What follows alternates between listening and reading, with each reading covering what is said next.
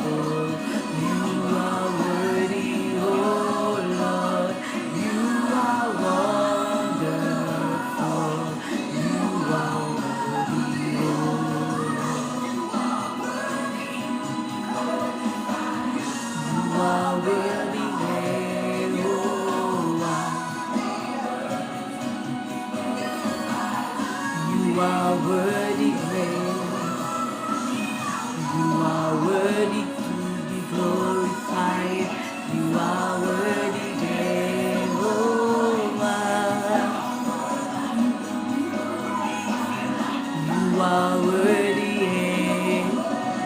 Higher, higher,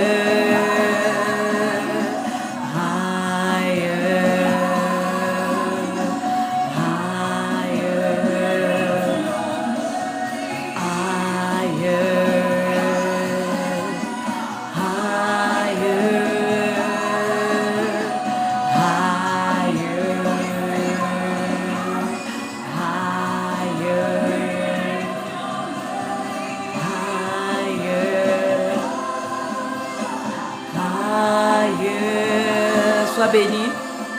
Higher,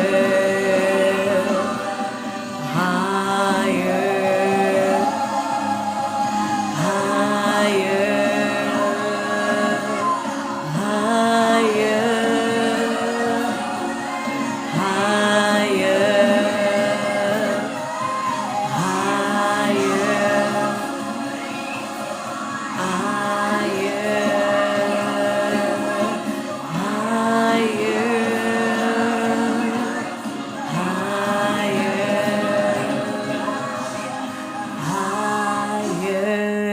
Que le Seigneur vous bénisse encore ce soir par sa grâce. Alléluia.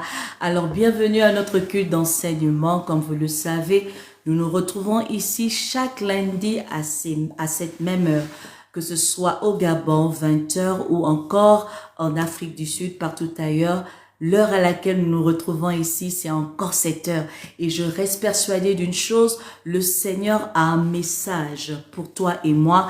Le Seigneur a une révélation pour toi et moi. Et nous ne devons pas manquer cette bénédiction. C'est pourquoi je voudrais que tu commences déjà à prier, parce que la parole de Dieu est spirituelle. Et il n'est pas d'ordre pour nous de la recevoir dans notre dimension charnelle. Il est d'ordre pour nous de la recevoir avec des prédispositions spirituelle. Et la manière pour toi de pouvoir te connecter, je sais que tu es chrétien, je sais que tu pries énormément, je sais que tu médites la Bible, mais ce message, tu ne peux pas te connecter de manière simple. Alors commence à demander à Dieu de te donner la capacité de se connecter à ce message, parce que tu dois l'écouter comme lui. Il veut que tu l'écoutes pour que lorsque tu sortiras de ces moments, tu sois encore davantage fortifié, que tu excelles selon sa volonté, que tu sois éclairé, que tu sois victorieux, que tu sois victorieuse, que tu prospères à tout point nommé,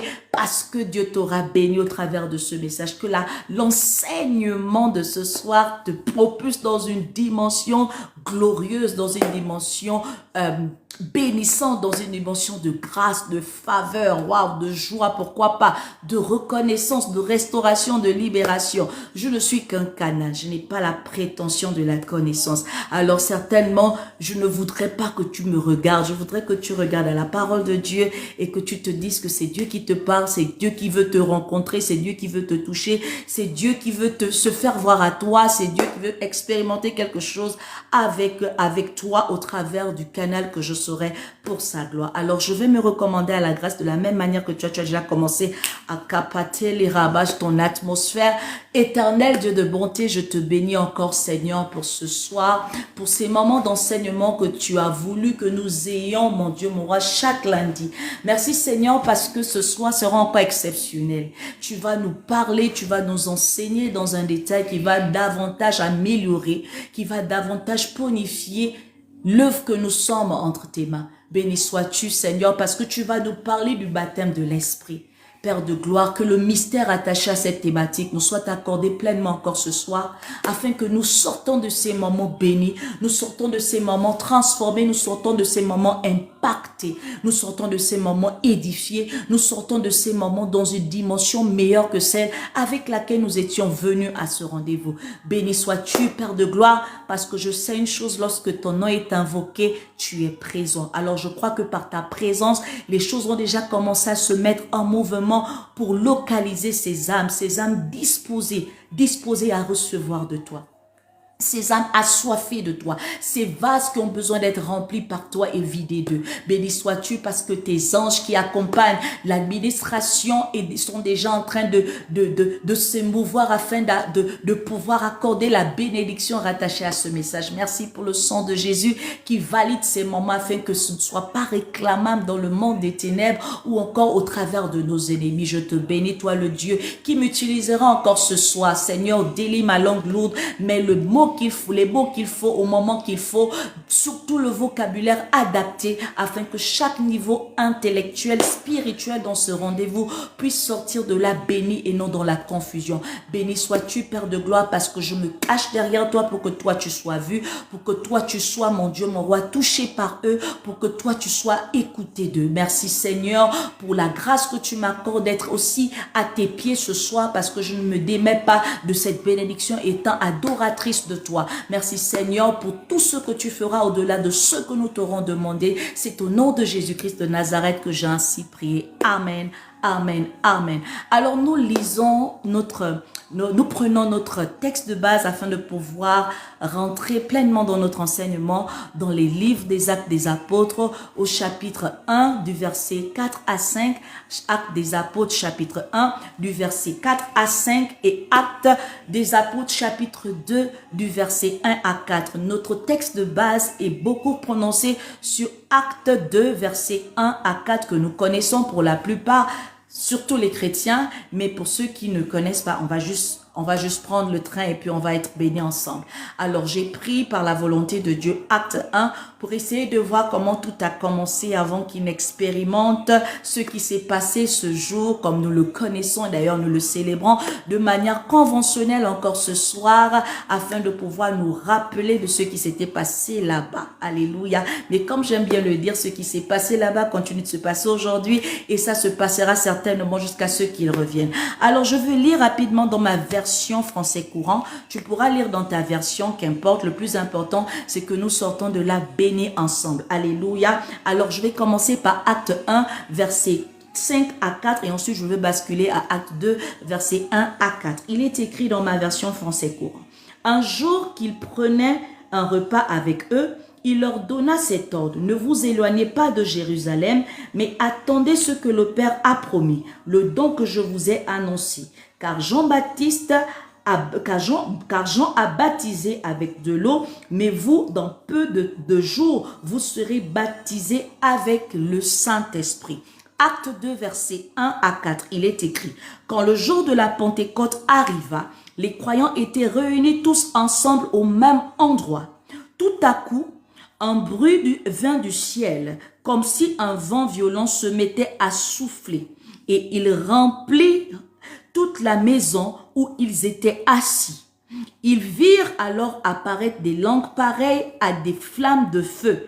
Elles se séparèrent et elles se posèrent une à une sur chacun d'eux. Ils furent tous remplis du Saint-Esprit et se mirent à parler en d'autres langues, selon ce que l'Esprit leur donnait d'exprimer. Alléluia. Alors là, nous avons la scène de ce qui s'est passé à la chambre haute dans certaines versions, de ce qui s'est passé le jour de la Pentecôte. Soyez bénis pour ceux qui se joignent à nous seulement maintenant, de ce qui s'est passé lors de la Pentecôte. Alors hier, j'ai commencé à expliquer à l'église que oui, la Pentecôte, c'est célèbre bien évidemment à cette période, mais il est important de comprendre quelle est la révélation derrière cette célébration, mais surtout pourquoi ça s'est passé exactement à cette période après que la Pâque eut lieu. Alléluia. Alors nous devons savoir que à l'instant où nous célébrons la Pentecôte, 50 jours sont passés après la Pâque. Et ces 50 jours-là qui ne sont pas simples pour nous en tant que spirituels parce que nous sommes en Christ par la dimension spirituelle. Autrefois, lorsqu'ils célébraient le jubilé ou encore lorsqu'ils célébraient 50 était synonyme de pouvoir être libéré, de pouvoir être délivré de toute forme de créance à laquelle on était soumis et de repartir à sa terre originelle. Donc, les Juifs célébraient leur Pentecôte ou encore leur jubilé 50 années plus tard. Mais dans la seconde alliance, on se met à célébrer la dite Pentecôte 50 jours après. Donc ce n'est pas 50 années qui est plus important, mais c'est le chiffre 50 qui nous interpelle. Parce que ce que nous devons savoir selon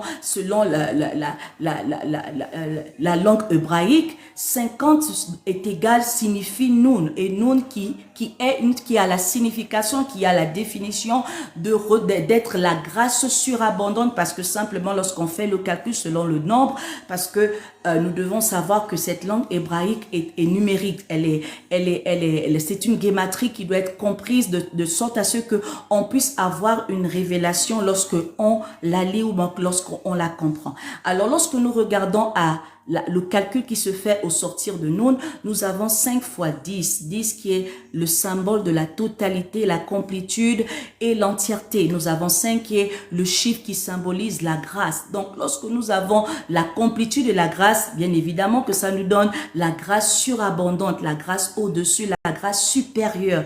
Alors pour nous qui célébrons la fête des Pentecôtes sous la seconde alliance, nous devons savoir que c'est une interpellation extraordinaire, parce que à l'instant où nous la célébrons, nous sommes en train de recevoir ce qu'on appelle la libération, nous sommes en train de recevoir ce qu'on appelle la plénitude spirituelle, nous sommes en train de recevoir ce qu'on appelle l'effusion spirituelle. Je nous inclus dedans. Pourquoi? Parce que nous avons Christ dans notre vie, étant confesseur de cette foi. Mais je veux beaucoup que tu te mettes dans une dimension objective et pas religieuse. Parce qu'aujourd'hui, lorsque nous regardons aux chrétiens, pendant qu'ils célèbrent la Pentecôte, ils la célèbrent que dans une dimension religieuse. Alors que si on la célèbre dans une dimension religieuse, ça veut dire qu'on reste toujours sur la même dimension qui a eu lieu autrefois avec l'église primitive, parce que le jour où il y a eu la Pentecôte, c'était la naissance de l'église primitive qui était en train de se passer. Mais les églises existent aujourd'hui, et il y a plusieurs autres églises qui ont été appelées à l'existence. L'église temple ou encore l'église en tant qu'individu. Donc la Pentecôte ne s'est pas arrêtée là-bas. Elle a continué à être célébrée parce que on continue d'impacter plusieurs âmes à devenir des églises individuellement. On continue de faire exister les églises en temple de plus en plus par la grâce de Dieu. Alors, est-ce que la Pentecôte doit nous interpeller seulement comme la religion, ou finalement nous devons regarder ça dans une dimension objective et spirituelle parce que notre relation existe avec Dieu?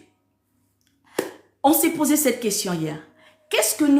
À quoi est-ce que nous devons nous attendre lorsque nous sommes en train de vivre le baptême de l'Esprit, le baptême du Saint-Esprit? Parce que la Pentecôte sous-entend que l'Église, les croyants de cette époque ont vécu le baptême du Saint-Esprit. Waouh! Mais le Saint-Esprit existe il existe même depuis avant cette heure de la Pentecôte. Parce que rappelons-nous qu'après le baptême de Christ, la colombe qui a été symbolisée, qui n'est pas la colombe, mais il y a quelque chose qui ressemblait à un oiseau, à une colombe, qui est descendu sur Christ et qui a fait permettre à ce qu'on puisse écouter le Seigneur dire que celui-ci est mon fils bien-aimé. Donc le Saint-Esprit a toujours été là. Le Saint-Esprit a toujours été depuis la création. C'est quelque chose c'est une personne qui a toujours été présente. Mais pendant le jour de la Pentecôte, ça s'est manifesté autrement sur ces croyants.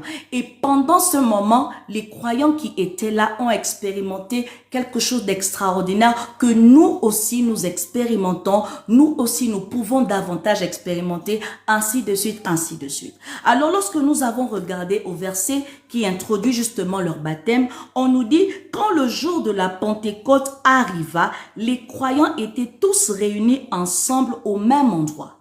Waouh! Quand le jour de la Pentecôte est arrivé, c'était un jour solennel, c'était un jour particulier, c'était un jour à part, c'était un jour exceptionnel. Mais lorsque ce jour est arrivé, la Bible nous dit que les croyants étaient ensemble, réunis dans un même lieu. Finalement, à quoi est-ce que nous devons nous attendre, comme nous l'avons répondu hier, lorsque on expérimente le baptême du Saint-Esprit? Hier, nous avons répondu qu'on l'expérimente avec la première dimension de son expérience, et avec la naïkanosis. La naïkanosis qui veut simplement dire le renouveau. alors c'est quelque chose qui naît. Quand on parle du renouveau, on voit un changement complet vers le meilleur. On a la compréhension d'avoir une transformation intérieure de l'être que nous sommes.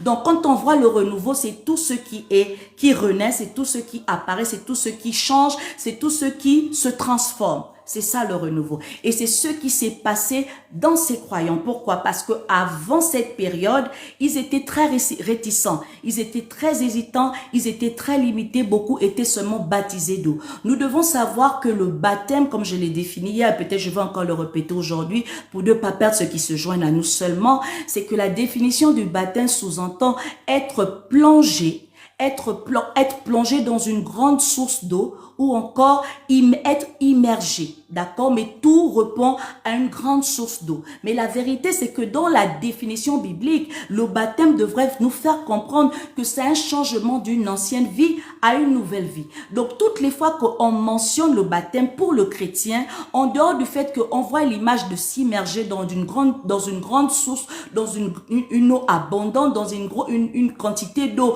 considérable, on doit d'abord garder dans notre esprit qu'il s'agit de changer d'une ancienne vie à une nouvelle vie. Alléluia. Donc, il y a quelque chose que nous quittons qui était autrefois et qui ne doit plus être le nôtre parce que nous partons dans une autre dimension. Ensuite, on a le Saint-Esprit. C'est quoi le Saint-Esprit? Le Saint-Esprit est le Paraclétos dans la Nouvelle Alliance. Mais le Paraclétos signifie quoi? Signifie c'est une personne, c'est celui qu'on appelle à ses côtés, que Christ a appelé comme étant notre consolateur ou encore notre défenseur. Donc, le Paraclétos, en dehors du fait que ce soit le Rouach dans l'ancienne alliance ou encore que ce soit le pneuma en grec dans la seconde alliance, ça sous-entend qui se définit comme étant souffle, qui se définit comme étant vent, qui se définit comme étant esprit. Le Saint-Esprit est d'abord une personne qui vient à notre côté afin de nous consoler et afin de nous défendre, ou encore qui fait les deux choses.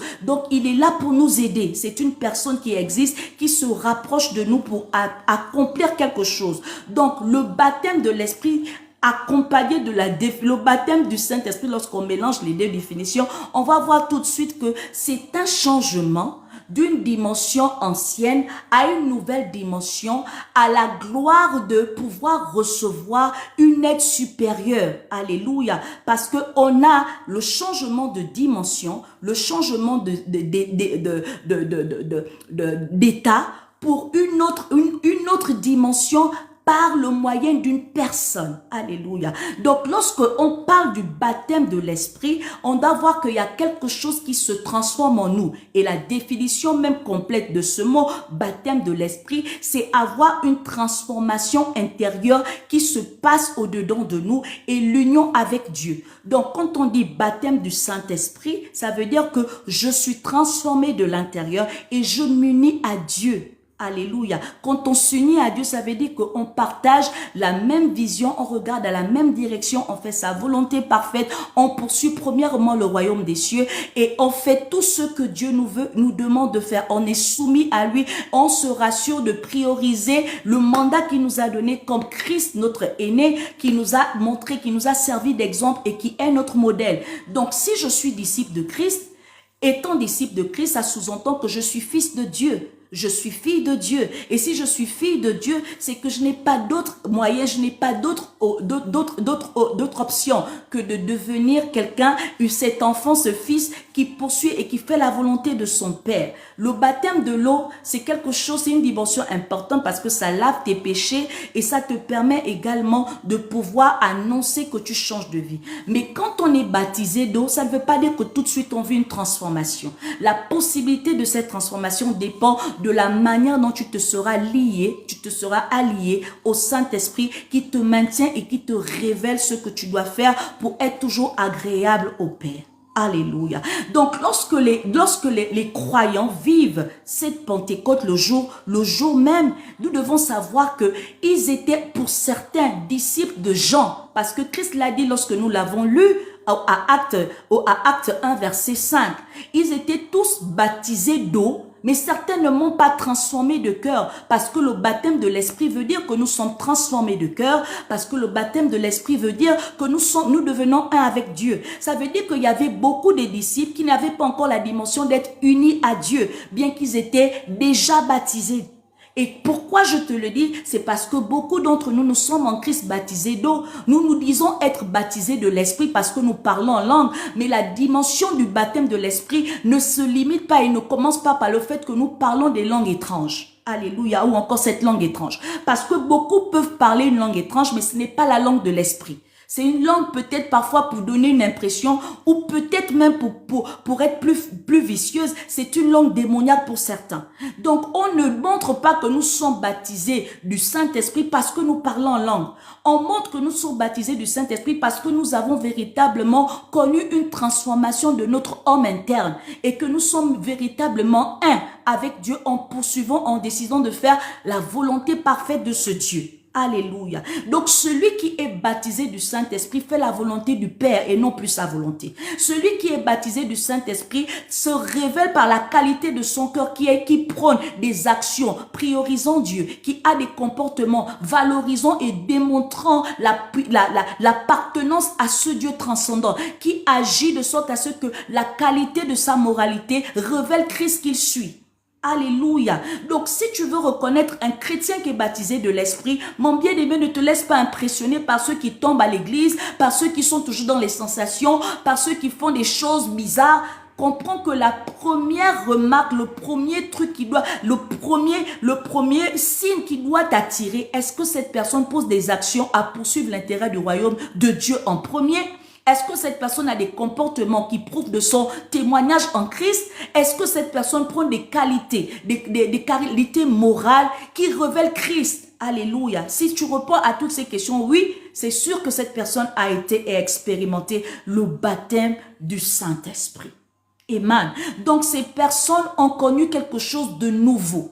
Alléluia. Parce que véritablement, il y avait la place, il y avait des mouvements, il y avait des choses qui se passaient à l'intérieur de leur cœur. Ce n'était pas une scène, j'ai envie de dire, une scène brouillon, même si on parle d'un vent impétueux, mais c'était d'abord quelque chose qui se passait au plus profond de leur être. À ce moment, c'était, comme on peut dire, c'était une rencontre personnelle, une véritable intimité avec ce Dieu qu'ils avaient certainement longtemps entendu parler ou certainement qu'ils avaient longtemps prié sans pourtant avoir la dimension de cette révélation, encore de cette proximité. Alléluia. Donc, on renaît, on est renouvelé dans le renouveau. On a le renouvellement de l'intelligence selon Romains 12, verset 2. Une fois qu'on se fait baptiser de l'Esprit Saint, on commence à avoir une intelligence qui est revue à la dimension spirituelle. Parce que oui, on peut être très intelligent sous le fait qu'on a des diplômes. On peut être très intelligent parce qu'on est né peut-être de manière avec un potentiel qu'on appellerait être un génie. Mais l'intelligence spirituelle ne dépend pas ou encore ne se repose pas sur le niveau académique, encore moins sur ce avec quoi tu penses être né. Non, ça repose sur le fait que le Seigneur, par son esprit, t'est initié à atteindre cette dimension d'intelligence. Alléluia. Donc, à ce niveau d'expérience par le baptême de l'esprit, tu commences à avoir une intelligence revue spirituellement. Tu vas regarder aux choses plus de la manière profane ou encore de la manière simple, pendant que certains vont juste regarder à la dimension de manière saine. Toi, tu auras la capacité de regarder à une direction, sans pourtant seulement la regarder de manière simple, en la regardant avec une précision, parce que le Seigneur t'aura permis d'avoir une intelligence assez poussée. Alléluia. Donc, celui qui est baptisé du Saint-Esprit aura une intelligence au-dessus de celle qu'il possède déjà. Cette personne qui est baptisée de l'Esprit aura un regard différent, que la personne qui ne l'est pas. Alléluia. Que la personne qui ne l'est pas. Donc, nous devons savoir que la dimension du baptême de l'esprit te permet d'avoir une révélation, une intelligence assez poussée. Et vous allez constater que les personnes spirituelles ont une manière d'aborder les situations. Les personnes très spirituelles ne sont pas souvent agitées, ne sont pas souvent, elles sont très mystérieuses, elles sont très à part. Parce que elles ont la capacité d'analyser la situation, pas comme les personnes qui se laissent seulement jeter dans la situation de manière, parfois par les émotions, encore par expérience personnelle. Alléluia. Une personne spirituelle aura souvent un recul avant de pouvoir agir. Une personne qui a une intelligence spirituelle poussée va souvent prendre des décisions qui ne sont pas alignées par rapport à ce que vous aurez certainement attendu ou encore par rapport à ce que vous pensiez que c'était cette décision-là qu'il fallait prendre. Pourquoi? Parce que la spiritualité qui est la leur est tellement avancée qu'elle ne peut pas être contenue dans la dimension humaine ou encore dans la dimension la plus logique. Alléluia. Et c'est ce qui se passe lorsque on est baptisé de l'esprit. Notre intelligence change. Les gens vont te regarder de notre manière parce que ce n'est plus toi en fait qui agis, mais c'est le Saint-Esprit en toi qui a pris place. Alléluia. Donc la naïconosis est possible dès lors que tu expérimentes le baptême du Saint-Esprit. Le deuxième point que nous avons vu hier, comment est-ce qu'on réagit? Comment est-ce qu'on se sent? À quoi autant pour moi nous devons nous attendre lorsque nous vivons le baptême de l'Esprit? C'est qu'on va être revêtu du dunamis. Le dunamis, c'est quoi? C'est la puissance qui vient de Dieu, par son esprit toujours.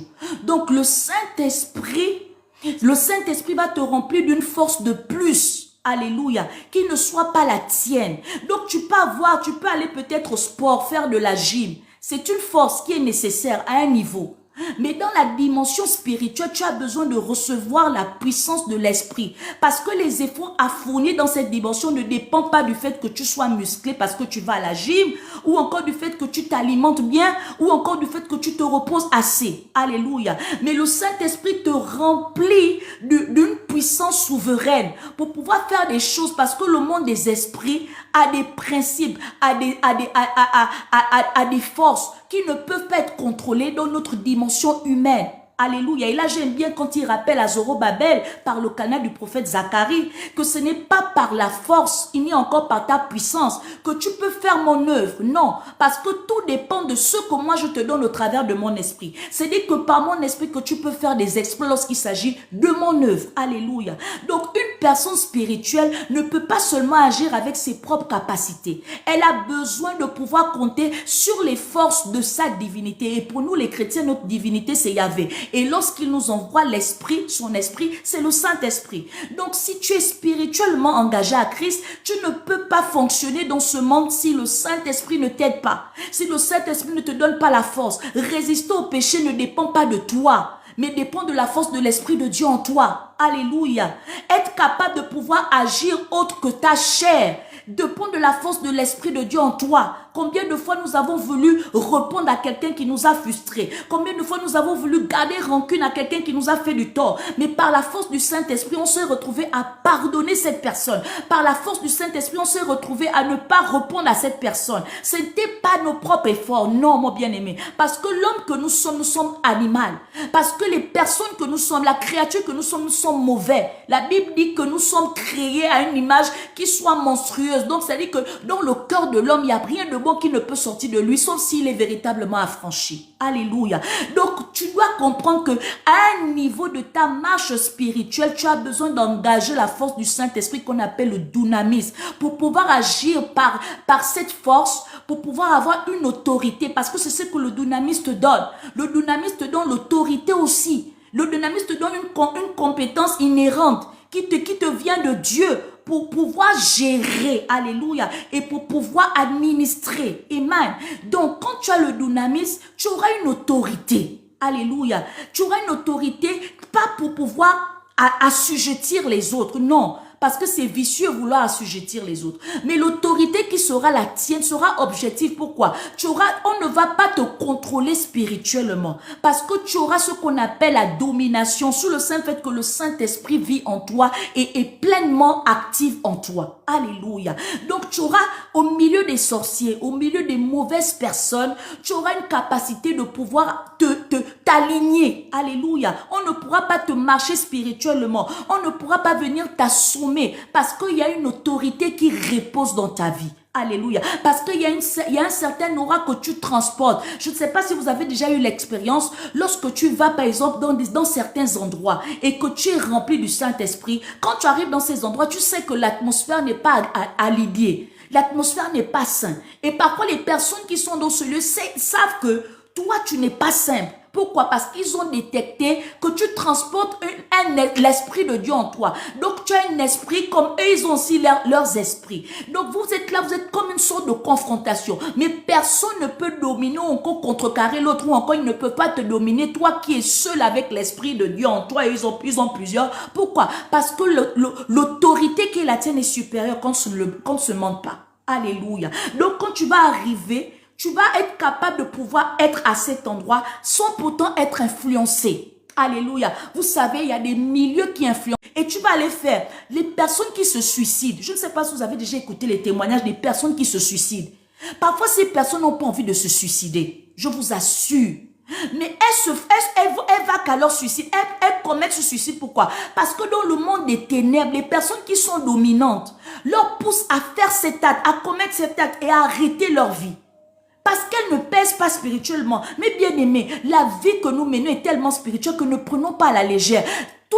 Lorsque tu dis que tu appartiens à un camp, soit dans ce camp et soit dans ce camp sérieusement. Alléluia. Parce que eux, quand ils sont dans leur camp, ils sont sérieux dans leur camp.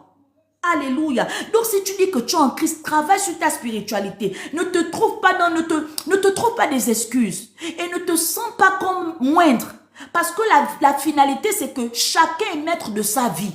Alléluia. Et tu n'es pas venu sur terre pour accompagner les autres. Amen. Si tu trouves ton compte dans Jésus, travaille bien ta vie spirituelle en Jésus parce qu'elle n'est pas moindre. Si c'est spirituel, c'est que c'est puissant et c'est fort. L'intimidation qu'on trouve dans les réseaux sociaux, dans les aspirations des uns et des autres, tout le monde se cherche. Parce que l'homme en lui-même ne peut pas vivre seulement dans sa dimension physique et émotionnelle. Il est composé de 3 éléments. L'homme est composé de l'esprit, l'homme est composé d'une âme, l'homme est composé de la chair. Donc les 3 éléments ont besoin de s'alimenter. C'est pourquoi un athée, je ne le trouve pas sensé. Parce que à quel niveau tu alimentes ta spiritualité, puisque tu en as besoin. Ça veut dire qu'il y aura un déséquilibre en toi. Donc si tu as trouvé ton équilibre, ta satisfaction, ton compte dans Jésus-Christ, fais-le bien. Alléluia. Travaille ton intimité. Grandis spirituellement et domine, règne dans l'atmosphère. Parce qu'on va te faire des choses. On va prendre ton visage. On va apparaître dans les rêves des autres. Et tu vas voir que les gens vont commencer à te détester. Sans que tu ne comprennes pourquoi on te déteste. Parce que les gens qui te dominent auront pris ton visage. Et auront permis à ce que ceux qui prient et qui cherchent leur vie puissent toi te voir, alors que c'est eux qui sont en action derrière ton visage. Je vous parle des choses que je vis et des entretiens que j'écoute tout le temps. Donc, on va voir que c'est toi qui veux tuer les autres, alors que ce n'est pas toi. Mais pourquoi toi, on te voit là-bas? C'est parce que spirituellement, tu ne pèses pas. Donc, on peut se servir de ton habit comme on veut et de la manière qu'on veut. Mais quand tu noues un nombre d'intimité, lorsque tu as le Saint-Esprit en toi, maman, même ton visage là pour l'utiliser, ça va les brûler. Alléluia. On ne peut pas prendre tes habits pour aller mettre dans des hôtels. Pourquoi? Parce que ton habit c'est toi. Donc si ta spiritualité est intense, le jour qu'ils vont mettre les habits là dans ces hôtels, ça va prendre feu. Ça va prendre feu. Pourquoi? Pas à cause de toi, mais à cause du dynamisme, de l'autorité qui est en toi. Alléluia. On ne peut pas prendre tes cheveux, aller faire des pratiques. Parce que quand tu es un homme de l'esprit, s'ils vont faire des pratiques, ça va incendier leurs endroits. Amen. Ça va prendre feu. Alléluia. C'est pourquoi le baptême du Saint-Esprit est important, mon bien-aimé. Tu vas expérimenter une autorité souveraine, agir en toi pour que tu te manifestes pleinement dans toutes les dimensions possibles à cause de ta vie que tu dois prendre en charge dans toutes ces dimensions. Autant tu essaies de la prendre en charge physiquement, tu essaies de la prendre en charge émotionnellement, tu te dois également de la prendre en charge spirituellement et tu n'auras pas péché. Amen.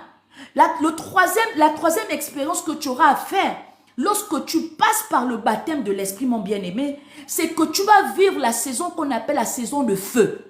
Le pyros, alléluia, parce que le pyros est nécessaire lorsqu'on veut atteindre une autre dimension.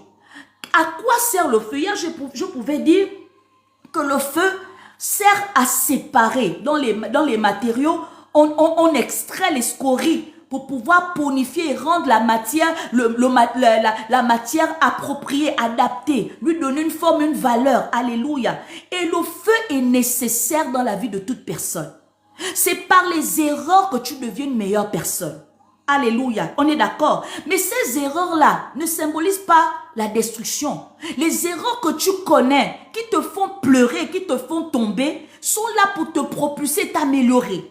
Donc si toi tu fuis et tu te dis incapable et moindre ou encore échec, parce que tu auras connu ces moments d'erreur, ces moments d'égarement, tu vas manquer quelque chose. Te transformer pour le meilleur, te propulser dans l'excellence, dans la gloire.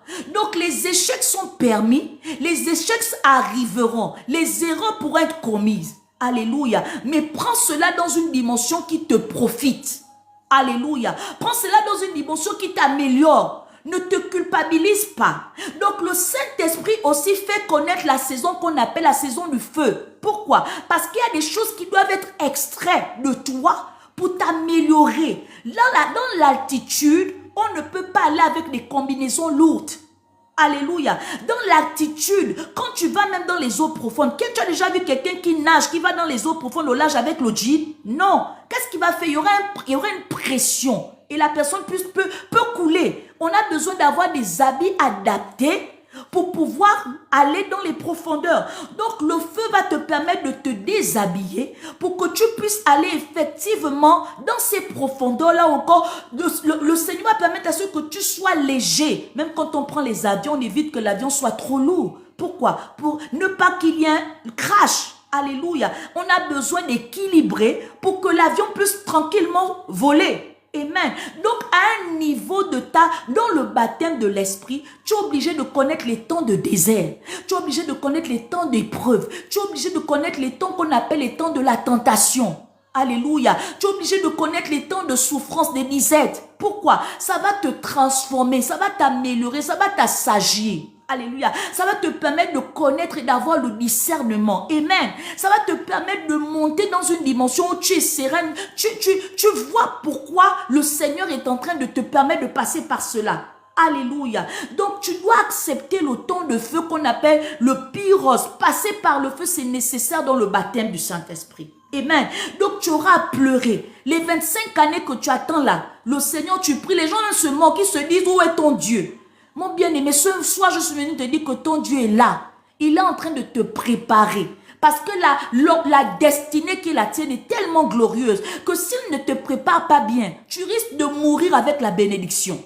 Parce qu'il y a des personnes que Dieu a bénies sans les avoir préparées et qui sont retrouvées à être des sujets de scandale. Dieu t'a béni, mais parce que tu n'étais pas assez préparé, tu es devenu un sujet de scandale. Alléluia. Et pour ne pas commettre l'erreur avec toi, parce que tu es une exception, dis-le, je suis une exception en Dieu. Je suis une exception. Donc, comme je suis une exception, il est obligé de prendre tout ce temps pour que je puisse avoir la forme qui lui plaît.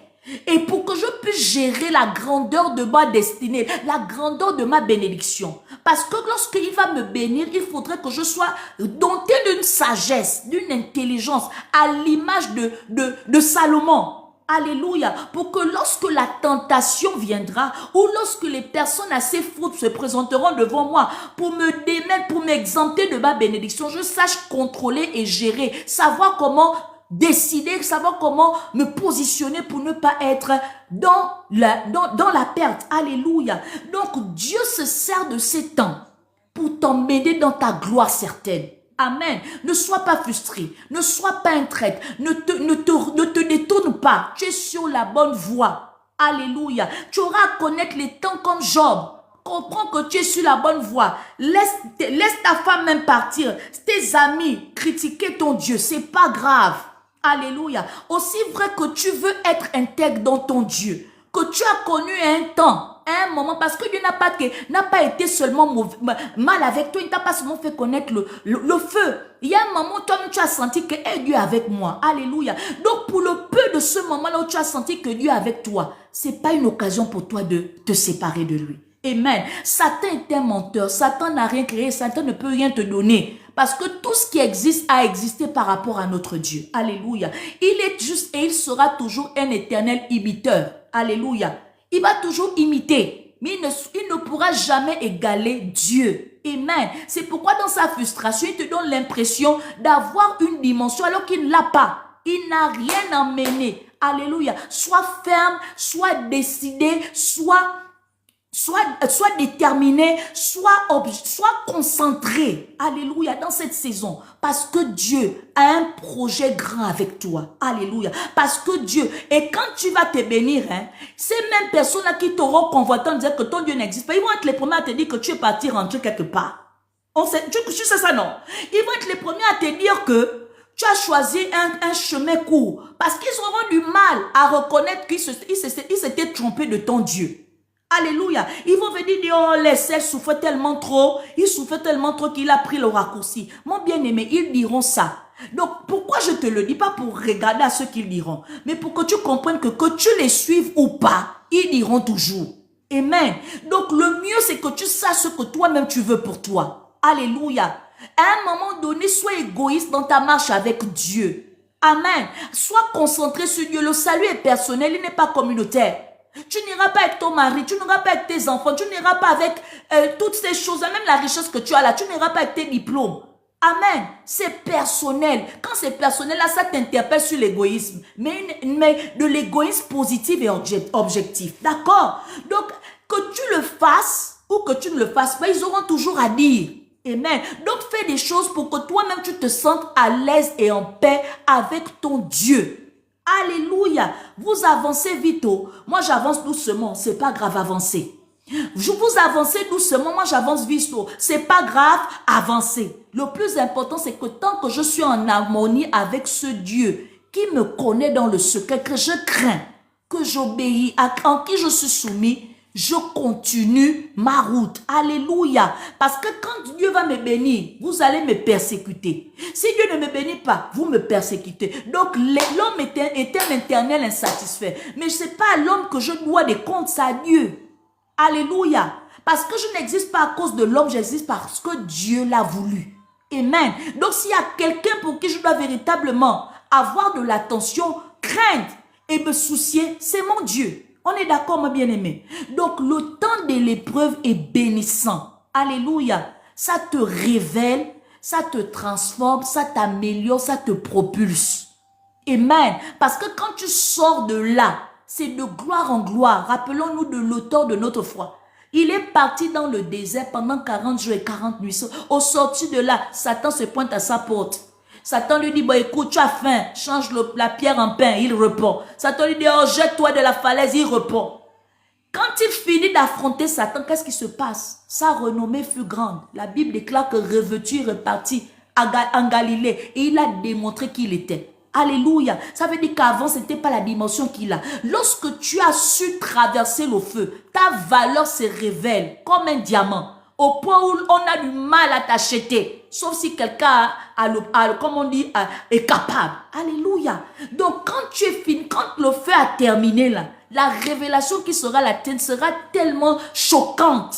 Amen. Que ce ne sera pas n'importe qui va voler avec toi. Ce ne sera pas n'importe qui va s'approcher de toi. Ce ne sera pas n'importe qui va oser. Alléluia. Parce que dorénavant, on peut voir le diamant qui était brut, qui est devenu, qui n'est plus, qui est devenu ponifié. On peut voir l'or qui est de la boue et qu'on a mis sur l'homme. Est-ce que tu vois un peu mon bien-aimé?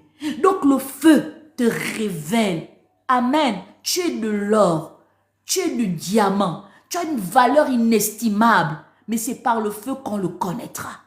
Alléluia. C'est par le feu qu'on te connaîtra, qu'on va reconnaître qui tu es. Amen. C'est par le feu qu'on saura ta légitimité en Dieu. C'est par le feu qu'on connaîtra qu'est-ce que Dieu t'a appelé à faire. Amen. C'est par le feu que tu sauras là où il faut mettre les pieds, là où il ne faut pas mettre les pieds.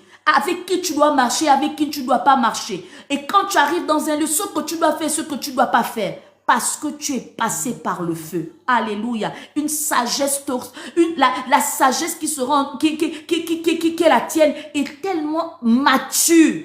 Amen. Parce qu'elle a connu le feu. Parce que cette sagesse aura connu le feu. Amen. La maturité se révèle par le feu. On est d'accord? La maturité se révèle par le feu.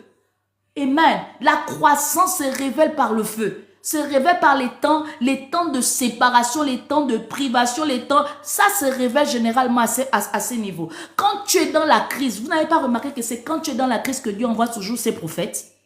La Bible nous le rappelle. C'est quand tu es dans la crise que Dieu parle souvent beaucoup. C'est quand tu es mal en point que Dieu te parle. Dieu ne te parlera jamais quand tu es dans la joie. Parce que la joie est une folie. Quand tu n'es pas averti. Mais quand tu es mal au point, tu as une concentration là pour écouter. Alléluia. Tu es tellement lucide que tu es sur le radar d'une solution. Alléluia. C'est-à-dire que tu es prête à tout. C'est à ce moment-là que Dieu choisit de te dire ses mystères. Amen. Donc, célèbre les temps où Dieu te prive. Célèbre les temps où c'est difficile. Parce que c'est dans les temps où c'est difficile là que tu sauras la valeur de ce que tu transportes. Amen. Amen. Et dans le feu là, tu connais, tu peux noter, tu te purifies, tu développes une passion, un zèle, tu as également un cœur illuminé, un esprit illuminé. Alléluia. Et tu comprends ce que ça veut dire. Amen. Quand tu es purifié du péché. On te sépare des mauvaises compagnies. Quand tu as le zèle, tu fais des choses meilleures. Alléluia. Tu fais des choses vraiment tu fais des choses avec joie. On n'a pas besoin de venir te mettre le fusil ici et te dire que va faire ceci. Non. Amen. Tout est fluide. Amen. Pourquoi? Parce que tu es passé par ce feu. Le dernier point que nous avons vu hier, pour pouvoir qu'on expérimente et on doit s'attendre lorsqu'on passe par le baptême de feu, et qui a été l'expérience des croyants dans la chambre haute, était le carpophoréo. Alléluia. Le carpophoréo. Voilà, c'est ça. Et qu'est-ce que ça veut dire? Ça veut dire le fait de porter du fruit. Alléluia. Tous ces mots sont en grec. Alléluia. Le fait de porter du fruit. Lorsque on passe par le baptême de feu, of course, on doit vivre ce qu'on appelle, tout ce qu'on a cité là. On a connu le renouvellement de notre intelligence, la puissance du Saint-Esprit, le feu qui a consumé. Mais tout ce qu'on a connu là est arrivé pourquoi? Parce que le meilleur de nous doit être visible. Donc la dimension du carpophoréo là, c'est pour avoir la visibilité de ce que tu auras reçu après toutes ces étapes. Alléluia. On doit être capable de voir le fruit que tu portes. Alléluia. On doit être capable de toucher. Et dans le fruit que tu portes, à ce moment, on parle des actions que tu poses en tant que chrétien. Le comportement que tu as en tant que chrétien. Alléluia. Les qualités morales que tu prônes en tant que chrétien. Et c'est là où tu peux voir et tu peux te positionner sur les deux dimensions des deux qualités de fruits qu'on peut porter. Le fruit de l'esprit qui est tiré de Galates 5 au verset 23. Et tu peux également regarder aux bonnes œuvres dans Jacques. Alléluia. Parce que la foi sans œuvre est une foi morte. Mais ces œuvres-là, c'est quoi? Ce sont les actions, les aides que tu fais aux autres et l'observation des enseignements que tu reçois. Alléluia. Qui produisent ce fruit. Amen. Et quand on parle du fruit de l'esprit, l'amour, la fidélité, la joie et tout cela, c'est-à-dire que la joie qu'on évoque dans le fruit de l'esprit, c'est pas celle qui est émotive. Non, parce que tu as la capacité de ne pas connaître des temps heureux dans la dimension humaine, mais de garder ta paix. Et dans cette paix que tu gardes, tu es dans la joie parce que tu es dans le contentement. Alléluia. tu n'es pas troublé, tu n'es pas désorienté, parce que tu n'es pas à l'afflux de pouvoir recevoir des choses qui ne soient pas de Dieu. Amen. Tu es concentré sur ce que Dieu fait dans ta vie. Alléluia. La capacité d'exprimer l'amour, tu ne l'exprimes pas selon toi, mais selon Dieu. Alléluia. Parce que cet amour est décisif. Amen. Ça veut dire que même lorsque tu n'as pas envie de pouvoir, par exemple, collaborer avec quelqu'un, à cause de l'amour de Dieu, tu es obligé. Alléluia. Combien d'entre nous avons été dans des situations où tu sens que tu n'as pas envie de collaborer avec la personne. Tu sens que tu es mal. La personne est toxique. Mais Dieu te veut à côté de cette personne. Pourquoi? Parce qu'elle doit être gagnée par toi. Amen. C'est aussi ça, passer par la croix. On n'ira pas à Golgotha, mais le Seigneur, par notre confession de foi, a déjà placé sur notre chemin des personnes pour qui on devra mourir, afin qu'elles le rencontrent. Alléluia. Donc, il y aura toutes les relations que tu auras à faire, malheureusement, ne seront pas joyeuses. Il y aura des relations où tu auras l'impression d'être à côté des Judas, bénis-les parce qu'ils vont te propulser dans ta saison et ta percée. Il y aura des relations où tu auras l'impression d'avoir Pierre. Il y aura des relations où tu auras l'impression d'avoir des Démétrius. Il y aura des relations, vraiment, tu auras tout type de Aquila. Amen. Donc, tu auras un peu un genre de tout. Alléluia. Mais tu dois comprendre que tu dois passer à la croix pour elle. Parce que c'est ce que Dieu a prévu dans ton sein. Alléluia. C'est ce que Dieu a prévu dans ton bagage. Quand il t'a dit, allez et faites des nations des disciples. Alléluia. En faire des disciples, c'est un travail compliqué. Ça veut dire que tu dois les enseigner. Ça veut dire que tu dois atteindre l'objectif de les faire devenir des véritables engagés à Christ, pas à ton église. Pas à la religion, mais à devenir des personnes qui relationnent avec Dieu. Parce que c'est ça le défi. On a beaucoup d'âmes, beaucoup de personnes qui sont dans des congrégations, mais qui n'ont pas de relation avec Dieu. Elles sont là, elles sont des membres en numérique, mais elles ne sont pas des disciples. Or, l'intérêt du royaume des cieux, c'est de faire des disciples. Et c'est difficile de nos jours. De faire des disciples, parce que aujourd'hui les serviteurs de Dieu ont adapté les messages en fonction de la chair des âmes qu'ils suivent, sous ce fait que on n'a pas envie de les perdre. Elles donnent bien des offrandes, ça nous permet de garder le nombre de personnes, ça nous permet d'avoir une certaine notoriété, etc., etc. Donc beaucoup de serviteurs sont déjà passés à côté parce qu'ils veulent seulement garder le nombre, ils veulent seulement garder les finances, ils veulent seulement garder une certaine notoriété, ils veulent seulement se donner un nom. Ils ont arrêté de faire la mission, en faire des disciples. Donc, dans les églises, on a beaucoup de tombes que des disciples. On a beaucoup des âmes mortes que des âmes vivantes. Parce que c'est très challengeant de faire des disciples. Parce que dire des messages où on expose le péché que l'homme chérit, mais ils ne viendront pas à ton église. Pour ceux qui viendront, c'est que vraiment ils ont connu ce qu'on appelle une dimension de détresse extrême. Mais quand tu vas prêcher le message, on va te traiter d'orgueilleuse, on va te traiter d'arrogante, on va te traiter... En tout cas, moi, je subis ça. Pourquoi? Parce que les messages de la vertu que je prêche, malheureusement, exposent le péché qui te pousse à te sanctifier, à te consacrer. Donc, les gens ne sont pas attirés par ça de plus en plus. Les humains ne veulent pas ça. Encore moins les dits croyants chrétiens religieux qui vont dans les églises. Ils ne veulent plus écouter le message de la sanctification ou de la consécration à Dieu. Parce que ça évoque les péchés et les satisfactions de leur chair qu'ils entretiennent au quotidien. Alléluia. Donc, tu vas venir à la vertu, tu vas voir quelques membres, tu vas te dire qu'il n'y a pas l'onction. La vérité, c'est qu'ils ne veulent pas écouter les messages. Ils veulent écouter les messages. Marie-toi. Alléluia. Le Seigneur te donne 10 millions. Amen. Tu vois comment tu seras. Tu vas voyager dans 15 pays. Alléluia. C'est ce qu'ils veulent. Mais si tu es là et que tu aimes ces messages, les messages là te tuent. Les messages là ne te font pas rentrer dans le royaume des cieux. Alléluia. Le message là ne te rapproche pas de Jésus qui accorde la paix éternelle. Parce que j'ai envie de te dire, si tu l'oubliais, c'est que les occultistes ont les mêmes bénédictions qu'on te proclame dans ces messages. Les sorciers ont les mêmes bénédictions que les messages qu'on te proclame. Alléluia. Les traditionnalistes ont ces bénédictions qu'on te proclame dans les églises là-bas. Les occultistes, tu veux les citer, ils ont ça. Ils ont ça. Les païens ont ça, ils se marient même plus que les chrétiens. Ils ont les enfants même plus que les chrétiens. Donc, il n'y a rien de mystérieux, il n'y a rien de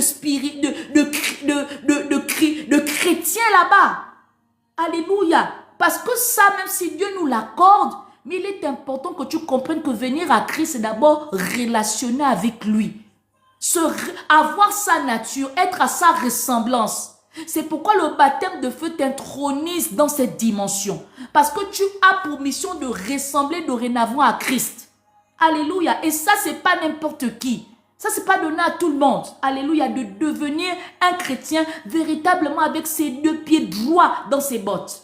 Aujourd'hui, si on doit donner un pourcentage des véritables chrétiens, je suis au regret de dire qu'on en trouvera. On va trouver que 2% des chrétiens vrais. Et même 2% là, ça a vérifié. Mais c'est une vérité. C'est pourquoi aujourd'hui, l'Église a perdu une certaine dimension spirituelle ou encore une certaine notoriété ou autorité parce que c'est beaucoup des milliers de chrétiens en numérique, mais pas en spiritualité. Alléluia, pas en spiritualité. Donc, on a des poulets bien croustillants, bien dorés, mais le sel n'est pas. Or, la Bible nous appelle être le sel de la terre. Alléluia. Alléluia. La Bible nous appelle le sel de la terre. Donc, si on a peu de saveur, quelle est la différence que nous ferons? On ne peut pas faire la différence. Alléluia. Donc, la Pentecôte, mon bien-aimé, s'il te plaît, ne la célèbre plus comme tu avais l'habitude de la célébrer. Continue à rechercher la face de Dieu. Continue à sonder, continue à t'aiguiser. Alléluia. Continue à chercher à faire la différence. Parce que Dieu n'a pas besoin de la quantité. Dieu a besoin de la qualité. Alléluia. Dieu a besoin. Et la qualité ne commence pas pour Dieu avec deux. La qualité peut être unique. Parce que même lui-même, le Fils était unique. Et il a sauvé toute l'humanité entière. Nous en faisons partie aujourd'hui. Alléluia. Donc tu n'as pas besoin d'être d'abord à 2 pour commencer à marcher comme Dieu veut. Commence-toi. Et tu verras que d'autres te suivront. Il est parti à la croix seul. Aujourd'hui, nous sommes plusieurs à aller à la croix. Pourquoi? Pour la mission qu'il nous a donnée. Amen. Donc, la Pentecôte, là, travaille davantage. Alléluia. Continue de sonder. Amen. J'ai juste trois bonus à te donner pour encore aller dans la position. Ce que nous avons fait en première partie que tu as noté, c'était le message d'hier que j'ai essayé de ramener pour que tu te joignes à nous dans la révélation de ce jour. Alors pour ce jour, j'ai envie de donner le mystère derrière le baptême du Saint-Esprit, par la grâce de Dieu. Le mystère derrière le baptême du Saint-Esprit. Alors comme je l'ai énoncé tout à l'heure, que la Pentecôte ne s'est pas arrêtée là-bas. Donc on peut vivre, pour le premier point, tu diras, le baptême, il ne se vit pas qu'à la Pentecôte. Mais lorsque nous avons planté notre semence de la Pâque, alléluia. Donc, la semence de la Pâque, c'est une semence sacrificielle. C'est une semence pour pouvoir se rapprocher de Dieu, alléluia. C'est une semence pour pouvoir atteindre l'objectif de ce pourquoi nous existons. C'est une semence pour pouvoir connaître la révélation de Dieu. Amen. Donc, la Pentecôte ne s'est pas seulement arrêtée là-bas, mais elle continue. Même pour toi qui es déjà baptisé par le Saint-Esprit, tu peux encore vivre les instants de Pentecôte. Pourquoi? Parce que quand tu te retires, pour pouvoir aller prier, pour pouvoir aller chercher la face de Dieu, tu es en train de déposer une semence, mais qui devra porter de son fruit à l'époque et au moment que tu appelleras la Pentecôte. Parce que la Pentecôte, c'est le résultat de la semence que tu auras fait au préalable. Alléluia. Donc, il n'y a pas de Pentecôte sans semence. Amen. Donc, tu dois être capable de semer un sacrifice pour avoir la révélation de Dieu dans une saison, dans un projet. Mon bien-aimé, en Christ, comme une personne spirituelle, on ne fait rien sans pourtant d'avoir semé spirituellement. Donc, toute semence spirituellement déposée, appelle cela comme étant le sacrifice de la Pâque. Pourquoi? Parce que si tu as donné le sacrifice de la Pâque, tu connaîtras le jubilé. Alléluia. Tu connaîtras la saison de récolte. Amen. Et cette saison de récolte-là, c'est ce qu'on appelle la Pentecôte. Alléluia. Tu connaîtras ça. Donc, sème pour récolter. Amen. Apprends à sacrifier. Sacrifie en temps, sacrifie en bien, sacrifie comme tu peux, mon bien-aimé. Tant que tu sens que ça doit te rapprocher, Dieu doit te donner une révélation. avant de commencer cette relation. Dieu doit te donner une révélation avant de prendre ce départ. Dieu doit te donner une révélation avant de faire quoi que ce soit. Dieu doit te donner la révélation pour la saison qui est en train de venir. Dieu doit te donner la révélation. Pour recevoir cette révélation, sacrifie. Alléluia. Donc, le mystère du baptême du Saint-Esprit, c'est la capacité de comprendre que avant que je ne récolte, il faut que je sache sacrifier. Alléluia. Il faut que je sache semer. Amen. On ne peut pas semer on ne peut pas récolter ce qu'on n'a pas semé. Alléluia. Il faut que tu comprennes que le mystère de la récolte dépend du sacrifice donné, du mystère de la semence. Donc, tous les deux sont mystérieux et ils sont importants. Alléluia. Mais aujourd'hui, on a des chrétiens qui ne veulent plus sacrifier. Et là, c'est le problème. Lorsque tu vas à la retraite spirituelle, tu te dis que tu viens à la retraite spirituelle pour satisfaire l'homme de Dieu ou encore pour donner une impression d'être un chrétien assez pieux. Ne pars plus dans les retraites, ne fais plus les jeûnes, ne fais plus les prières que tu fais de manière simple, s'il te plaît. Parce qu'il est question que tu deviennes bizarre. Il est question que tu transcendes et que tu montes. Le monde a besoin de toi. Le monde a besoin de recevoir la révélation des fils de Dieu. Alléluia, est-ce que tu es d'accord avec moi? Le monde a besoin de voir la différence entre ceux qui servent Dieu et ceux qui ne servent pas. Alléluia. Et tu peux faire partie de cette catégorie si tu prends la décision de donner ton sacrifice. Amen. Donc, apprends à savoir que Dieu a besoin que tu réapprennes comment on donne le sacrifice pour se rapprocher de lui. Aujourd'hui, on donne les sacrifices pour recevoir de Dieu. C'est pas mauvais, mais c'est pas d'abord ce qui devrait être le centre ou la priorité d'un chrétien affranchi, d'un chrétien en relation. Apprenons à faire des sacrifices d'abord pour nous rapprocher du cœur de Dieu, avant de nous rapprocher de la main de Dieu. Alléluia. Apprenons à faire des sacrifices, donner des semences qui nous rapprochent du cœur de Dieu que de la main de Dieu. Vous allez voir qu'on aura plus à gagner de s'être rapproché du cœur de Dieu, parce que quand tu te rapproches du cœur de quelqu'un, il est obligé d'ouvrir sa main et de te faire du bien. Même avec les hommes, on le constate, n'est-ce pas? Lorsque tu as touché le cœur de quelqu'un, il aura toujours envie de te faire du bien. Il aura toujours envie de pouvoir te donner. Il va s'ouvrir. Même le plus mauvais, lorsque tu atteins son cœur, il devient gentil. Quand tu as touché sa faiblesse, il est obligé de se montrer vulnérable. Donc la faiblesse de notre Dieu, c'est qu'on touche son cœur. Mon bien-aimé, parfois tu as besoin de passer des temps de prière, pas seulement pour faire des requêtes de doléances, mais pour faire des requêtes de transformation afin d'être à son image. Parce que n'oublie pas que lorsqu'il t'a créé, il t'a créé à son image. Et pendant que tu étais en train de cheminer, en dehors de lui, tu as perdu l'authenticité ou encore la manière que tu devais être à son image. Donc les temps de prière, parfois tu dois profiter de cela pour retrouver l'image de ton Dieu. Alléluia. Parce que tu es un Dieu, mais peut-être tu l'ignorais. Tu es un Dieu, tu es fait à l'image de Dieu. Ça veut dire que tu es un Dieu. Et quand on est un Dieu, ça veut dire qu'il y a quelque chose. Alléluia. Donc apprenons à faire des sacrifices qui nous rapprochent du cœur de notre Dieu. Amen. Les occultistes, les sorciers là, ils donnent tellement de sacrifices. Et pourquoi? Quand ils arrivent dans un milieu, ils sont imposants.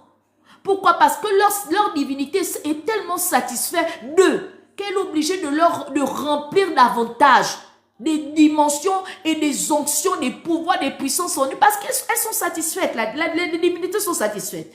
Donc quand Dieu est satisfait de nous, quand il est agréable de nous, il est agréablement surpris de nous, mais il nous fait du bien, il nous donne le bonus.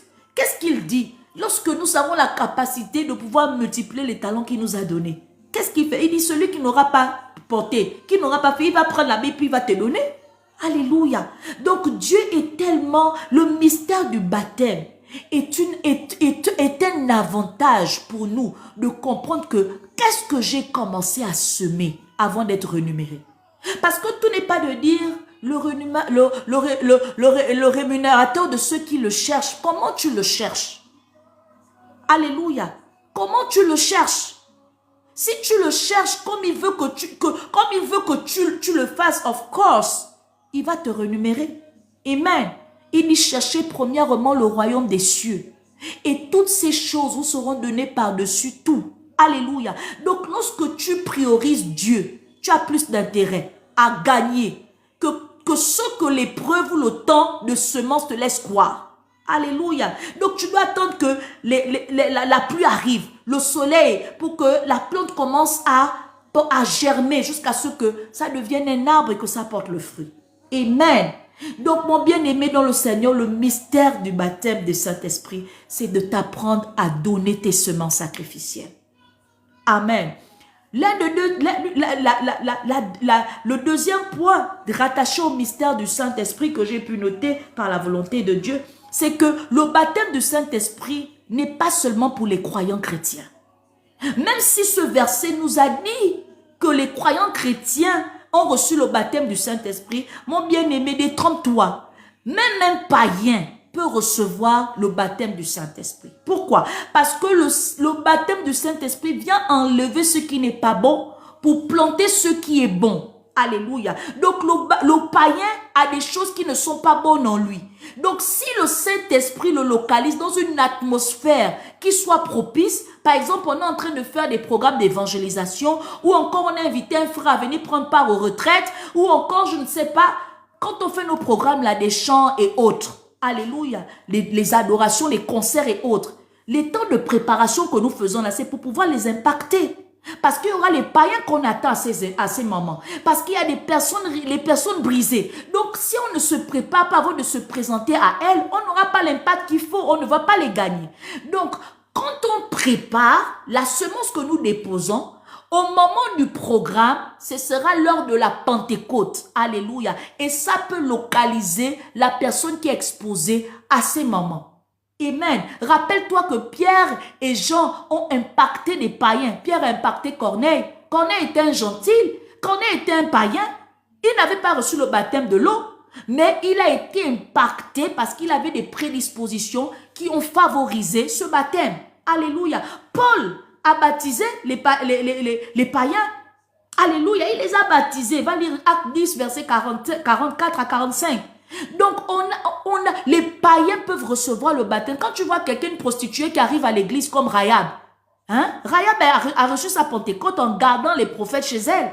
Tu vois une prostituée, une soeur que tu as invitée, qui est venue bourrer. Elle est venue à l'église, elle commence à manifester. Ne te moque pas. Peut-être Dieu est en train de faire quelque chose maintenant dans sa vie. Alléluia. Dieu peut la localiser. À l'instant, toi, tu l'aurais invitée. Là, elle est venue, elle s'est balancée là-dedans. Elle commence à manifester. Tout le monde ne fait pas des pauses café à des programmes religieux, à des programmes chrétiens. Non. Il y a des personnes qui sont véritablement visitées. Tu vas voir quelqu'un qui est fou, que tu as invité au programme d'évangélisation. Il commence à être délivré sur place. C'est possible avec Dieu. Ça ne s'est pas seulement arrêté à la Pentecôte. Ça continue de se faire là. Donc, un païen peut être impacté. Mais la dimension de l'impact dépend du chrétien qui aura semé. Alléluia. De toi et moi. Amen. Qui auront semé à l'image de Pierre. Parce que si Pierre et Jean n'avaient pas expérimenté la Pentecôte, Pierre n'allait pas gagner les 3000 âmes. C'était pas possible. Amen. Pierre n'allait pas gagner les 3000 âmes. Donc, il a commencé d'abord à expérimenter le baptême, à atteindre une dimension pour pouvoir impacter les autres. Aujourd'hui, c'est maintenant une histoire de magie. Mais ne sois pas dans la magie. Alléluia. Ne sois pas dans la magie. C'est une histoire de magie. Tu vas voir les gens, un pasteur arrive, souvent, les gens tombent. Beaucoup là sont dans la magie. Oh. Tout là, c'est pas la manifestation du Saint-Esprit. Beaucoup sont dans la magie. Mais sinon, c'est ce qui doit arriver lorsqu'on est rempli du Saint-Esprit. Lorsqu'on est rempli du Saint-Esprit, les gens doivent être capables d'être délivrés de leurs démons. Mais moi, je me pose la question que ceux qui se manifestent souvent dans leur programme, pourquoi ils ne sont jamais délivrés de leurs démons, les retrouvent toujours dans les mêmes choses? Il y a un problème. Parce qu'une véritable visitation du Saint-Esprit te sépare du mauvais et t'inscrit au bon. À être agréable à Dieu. Donc, mon interpellation et la révélation derrière le mystère du Saint-Esprit, c'est pour te permettre de travailler véritablement dans ton secret, de vivre véritablement ton baptême, de vivre, de recevoir véritablement, sépare-toi du mauvais et mets-toi dans le bon, parce que les âmes que tu dois impacter t'attendent. Elles ont besoin d'être dépossédées, elles ont besoin d'être bénies, elles ont besoin d'être délivrées, mais elles dépendent de comment toi tu aurais commencé à semer dans le secret. Alléluia. Donc ne te dis pas, tu peux rencontrer quelqu'un qui est aveugle, il vit son impact. Amen. Tu peux rencontrer quelqu'un qui est fou parce que toi, tu es consacré à Dieu. Tu es sanctifié à Dieu. Tu as la capacité de faire des choses excellentes. Alléluia. Donc, le païen peut être baptisé du Saint-Esprit, mais après qu'il soit baptisé du Saint-Esprit, rassure-toi qu'il part te baptiser à l'eau, par immersion. Alléluia. Le baptême doit être important pour sécuriser. Amen. Donc, tu dois être capable de ne pas te limiter en disant, bon, comme il n'est pas baptisé, il ne peut pas recevoir. Il va recevoir. Donc, le Saint-Esprit ne respecte pas le protocole de l'intelligence des hommes. Alléluia. N'essayons pas de mettre le Saint-Esprit, oh non, comme elle n'est pas baptisée, elle ne peut pas recevoir le Saint-Esprit. C'est faux. C'est faux. Tu n'es pas Dieu pour décider qui est capable ou qui est qualifié de recevoir le Saint-Esprit. Alléluia. Tu dois juste être un instrument de Dieu. Alléluia. C'est tout. Donc, tu n'es pas là pour juger qui reçoit le Saint-Esprit. Même un bébé peut recevoir le Saint-Esprit. Même un bébé. C'est Dieu qui décide sur qui il fait tomber. Lui-même, il a dit dans Joël 2, non? Bien, tu as oublié. Joël 2, verset 28, qu'il répandra son esprit sur toute chair. Toute chair, il a dit sur tout croyant. Il a dit sur toute chair. Ça veut dire que petit, grand, bébé, avec tout. Toute chair, c'est toute chair. Alléluia. Donc, ça tombe sur qui il veut. Ça tombe sur effusion du Saint-Esprit, ça veut dire renverser. C'est ça que ça veut dire. Répandu. Effusion du Saint-Esprit, c'est ça. Alléluia. Ça veut dire répandu. Amen. Donc, tu dois être capable de pouvoir te dire que le Saint-Esprit peut localiser n'importe qui. Mais il dépend de toi, chrétien. Il dépend de quelqu'un qui aura accepté de vivre cette dimension spirituelle dans le secret pour recevoir cela. Alléluia. Ne sois pas égoïste dans ton christianisme. Ne sois pas distrait dans ton christianisme. Il n'y a pas que ta famille qui doit être gagnée. C'est vrai que ton Nazareth doit être gagné, mais rappelle-toi que nul n'est prophète chez soi. Nul n'est prophète chez soi. C'est généralement à Capernaum là-bas que tu vas aller gagner les âmes. C'est généralement à Galilée là-bas, l'autre côté là-bas que tu vas aller gagner les âmes. Il n'y aura qu'une minorité à Nazareth qui va croire à ton appel. Alléluia. Donc pendant que Nazareth te fait croire que tu n'es pas appelé de Dieu, détrompe-toi. Tu es loin de Dieu pour que les autres célèbrent le don de Dieu en toi. Alléluia. Pour que les autres attestent ce que Dieu a mis en toi. Donc, ne te décourage pas. Ne te néglige pas. Si ta maison ne croit pas à ton Dieu, l'extérieur va célébrer, on appelle comment? Yes, Nazareth, c'est pas aussi, yeah. Donc, va célébrer Dieu dans ta vie. Amen. Ils vont reconnaître. Amen. Et tu vas remarquer même que tu auras une certaine onction qui va se déployer lorsque tu seras à l'extérieur. Vous n'avez pas remarqué que quand on sort, on est étranger ailleurs, on est mieux traité que chez soi, généralement. On a plus de valeur, on veut connaître plus nos cultures, on veut connaître, quand on est étranger, il y a souvent un truc qui se passe. C'est pourquoi Dieu a demandé de ne pas traumatiser, de ne pas persécuter l'étranger. Parce que l'étranger est la bénédiction. Alléluia. Donc, ceux-là qui ne te reconnaissent pas dans Nazareth, ne te décourage pas à cause de Nazareth. Galilée t'attend. Alléluia. Les autres villes t'attendent. Alléluia. Et tu dois y répondre parce que tu n'es pas mort pour toi, tu es mort pour les autres. Amen. Tu es mort pour ces personnes en dehors de toi. Parfois, ton Nazareth est pour toi. Alléluia. Ton Nazareth peut symboliser ton toit. Amen. Et tu n'auras pas l'onction que tu vas avoir dans ton toit si tu ne peux pas la donner aux autres. Amen. Et j'ai envie de te donner encore cette parole d'encouragement. Parfois, lorsque tu donnes aux autres, Dieu se soucie de te donner à toi. Amen. Dieu enverra un messager pour les tiers afin qu'ils soient également gagnés. Dieu enverra une bénédiction pour que ta famille également ne soit pas oubliée, parce qu'il dit que lorsqu'on se soucie de son œuvre, il se soucie des nôtres. Amen. Amen. Donc, comprends avec moi que même si Nazareth n'accepte pas le prix que tu payes pour les autres, quelqu'un d'autre qui ne sera pas leur Nazaréen viendra également les bénir parce que toi, tu seras en train de bénir quelqu'un d'autre. Alléluia.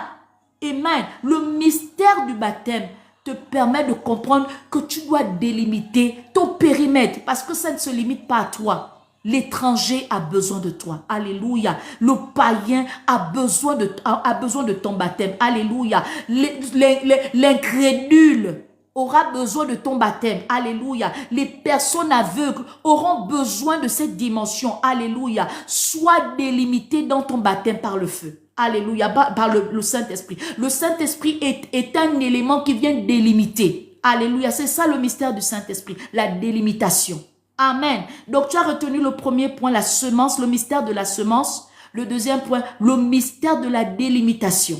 Parce que ça ne s'arrête pas qu'aux croyants, ça impacte aussi les incroyants, ça impacte toutes ces personnes qu'on a pu citer. Alléluia. Le dernier point de ce soir, le mystère derrière le baptême du Saint-Esprit, c'est que ça te fait avoir des ailes, donc une dimension spirituelle.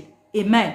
Une autre dimension. Alléluia. Donc tu montes un peu plus haut. Alléluia. Quand tu passes par le baptême de l'Esprit, tu vas remarquer que le message qui dit souvent que les enfants de Dieu volent plus haut. Ils sont comme des aigles. C'est une vérité. Mais la dimension de l'aigle là dépend de comment le Saint-Esprit t'aura taillé. Comment le Saint-Esprit t'aura véritablement transformé, t'aura fait connaître cette dimension. Amen. Donc pour pouvoir aller dans les hauteurs, mon bien-aimé, il faudrait que tu comprennes le mystère de passer par le baptême de l'Esprit. Qu'est-ce que ça occasionne? Je pouvais dire hier que il y a des personnes qui dans les rêves voient souvent qu'elles volent. Tu es souvent en train de voir te poursuivre et puis tu voles. C'est une révélation que spirituellement tu es élevé. Alléluia. Ce n'est pas de la sorcellerie.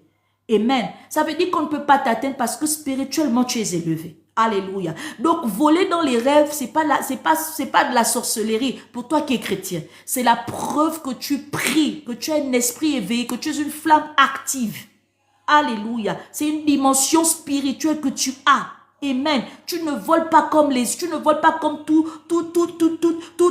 les autres types d'oiseaux. Tu es un aigle qui se met toujours dans les hauteurs. Alléluia. Donc là, le mystère du baptême de l'Esprit de Dieu te met dans les hauteurs. Amen. Tu vas vivre des choses. Amen. Pas comme les autres, comme je l'ai dit tout à l'heure. Tu vas être capable de pouvoir, on appelle comment, de pouvoir, je ne sais pas si je dois le dire, parfois même tu vas sortir de ton corps. C'est pas de la sorcellerie. D'accord? Ils n'ont fait que nous copier. Parfois, tu peux sortir de ton corps, aller écouter ce que certaines personnes prévoient comme toi. Yes. Lorsque tu as une certaine spiritualité engagée, parfois, tu peux sortir de ton corps pour aller écouter ce que les autres disent à ton... Shalom, femme de Dieu. Oh, je suis bénie de t'avoir sur mon live. Tu peux sortir de ton corps pour aller écouter ce que les gens complotent contre toi. Parce que spirituellement, tu es élevé. Aujourd'hui, il y a tellement de chrétiens qui meurent n'importe comment parce que les chrétiens ne pèsent plus. Or, Dieu nous a donné cet esprit-là pour avoir une révélation en avance. Ça veut dire que tu prends des actions avant que les gens qui veulent te surprendre te surprennent. Alléluia. Donc, le baptême de l'esprit, du Saint-Esprit, te fait avoir une dimension supérieure. Là, tu seras proactive, tu seras toujours... C'est-à-dire que les gens n'auront pas la capacité de te maîtriser. Pourquoi? Parce que tu marches avec l'Esprit de Dieu. Il est ton allié, il est à tes côtés, il te dit exactement là où tu dois partir. Parfois, il y a des programmes où tu ne dois pas partir. On te tend un piège. Alléluia. Il y a des choses, il y a des présences, il y a des contrats que tu ne dois pas signer. Parce que ce sont des contrats piégés. Alléluia. C'est là pour te soutirer ton onction. C'est là pour te dominer. Alléluia. Mais un aigle va voir que là, on me tend un piège. Là, ce n'est pas pour moi. Même si ça paraît attirant, c'est pas parce que c'est attirant que moi, en tant qu'enfant de Dieu, je dois aller manger. Alléluia. Je dois apprendre à me canaliser comme Daniel. Ne pas manger les mets du roi. Parce que je dois garder ma supériorité. C'est aussi une forme de discipline sous ce fait qu'on a connu la dimension spirituelle. Alléluia. On est passé par ce baptême. On a compris le mystère derrière le baptême par le feu. Il y a des mets des rois qu'on ne mange pas lorsqu'on est spirituellement assis. Est-ce que tu vois un peu, il y a même dans des restaurants, tu ne peux pas aller manger lorsque tu es un serviteur de Dieu. Quand tu es un sacré en Dieu, il y a des restaurants, tu ne peux pas aller manger. Pourquoi? Parce que manger ces mets vont faire quelque chose dans ta spiritualité. Et le Seigneur ne te veut pas dans ces endroits. Alléluia. Il y a une discipline spirituelle que tu es obligé de t'imposer lorsque tu as une dimension élevée. Et ça, c'est le mystère du baptême de l'esprit. Moi, je n'arrive pas à me faire coiffer n'importe où. Pourquoi? Parce que le mystère de mes cheveux m'impose de ne pas aller dans n'importe quel salon. Et même quand je vais dans un salon, je me rassure que la personne qui me coiffe soit la même personne qui me coiffe régulièrement. Pourquoi? Parce que je prie pour elle, j'ai la capacité de connaître, parce que c'est ça mes bien-aimés. Tu as la capacité de savoir. Et même quand elle ne doit pas me coiffer le jour qu'elle a fait quelque chose de mauvais, le Seigneur me dit que ce n'est pas elle qui doit te coiffer. Tout cela, c'est du ressort de la dimension spirituelle. Amen. Tu ne peux pas. Il y a des saisons où Dieu va te dire, ne fais pas les ongles. Tu es une femme. Tu peux juste couper tes ongles et puis les garder propres. Le Seigneur va te dire, ne fais pas tes ongles. Parce qu'à l'instant, on ne doit pas te faire tes ongles, c'est sacré. Amen. Mais mes bien-aimés, comment on le sait? Parce qu'on est passé par le baptême de feu, on a compris tous ces mystères.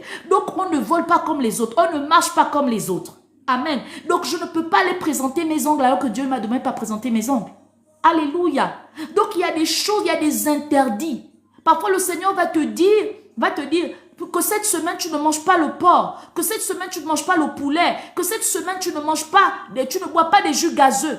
C'est de la discipline spirituelle. Tout cela, c'est pour ressortir, c'est pour tailler, pour te maintenir, parce qu'il y a une délivrance que tu dois faire, il y a un impact que tu dois administrer qui dépend de cette dimension, de cette discipline que tu auras observée. Alléluia. Donc, lorsqu'on te voit bizarre, lorsqu'on te voit faire des miracles et des prodiges, c'est pas parce que tu es Cassius Clay, mais c'est parce que si tu sais te discipliner. Amen. Mais tu te disciplines pourquoi? Parce que tu es un aigle. Parce que tu ne vois pas les choses comme les autres. Alléluia. Il y a des temps où Dieu va te dire dors au sol. Amen. Ne dors pas au sol seulement parce que tu as des problèmes. Ne dors pas seulement au sol parce que tu veux recevoir quelque chose. Dors au sol parce que tu veux augmenter le don qui est en toi, aiguiser ce don. Alléluia. Tu veux comprendre les mystères parfois du sol. Est-ce que vous savez que le sol parle? La terre parle. La terre parle comme le ciel parle. Mais si tu n'es pas un mystique qui va comprendre ce que la terre doit te dire, comment est-ce que tu vas atteindre la dimension? Parce qu'il y a des délivrances qui peuvent se passer sur le fait que tu maîtrises les éléments de la nature. On peut faire la délivrance. Hey, Jesus, ce sont les choses que je dis quand je fais les retraites. Alléluia. Yes, on peut faire des délivrances parce qu'on maîtrise les éléments de la nature. Tu maîtrises. Tu peux donner la direction à quelqu'un rien qu'en regardant la nature.